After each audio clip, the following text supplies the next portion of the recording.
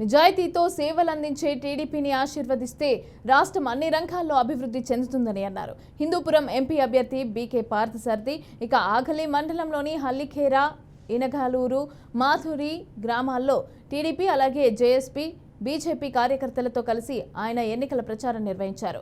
కూటమి అధికారంలోకి రాగానే హంద్రినీవా ద్వారా మడకశిర నియోజకవర్గంలోని అన్ని చెరువులకు నీటితో నింపి రైతులను ఆదుకుంటామని, ఇంటింటికి తాగునీటి కుళాయిలు ఏర్పాటు చేసి శాశ్వతంగా తాగునీటి సమస్య తీరుస్తామని ఆయన హామీ ఇచ్చారు. ఇక రాష్ట్రం ప్రగతి పథంలో ముందుకెళ్లాలంటే చంద్రబాబు సీఎం కావాలని ఆయన అభిప్రాయం వ్యక్తం చేశారు.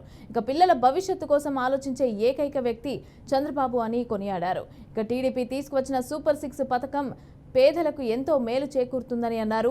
నియోజకవర్గంలో ప్రశాంత పాలన కావాలి అంటే టీడీపీ అభ్యర్థి ఎంఎస్ రాజుని గెలిపించాలని పార్థసారథి కోరారు.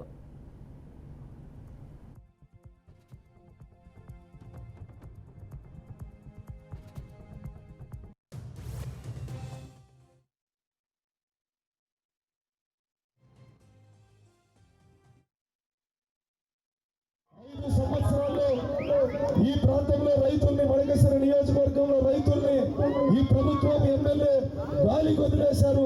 రైతులు బోర్లు ఎండిపోయి, బావులు ఎండిపోయి, పంటలు ఎండిపోతున్నా కూడా ప్రభుత్వం ఏమాత్రం కనికరం చూపలేదు. అటువంటి ప్రభుత్వం, అటువంటి పార్టీ మనకు అవసరమా అని చెప్పి సందర్భంగా మీ అందరినీ ప్రశ్నిస్తా ఉన్నా.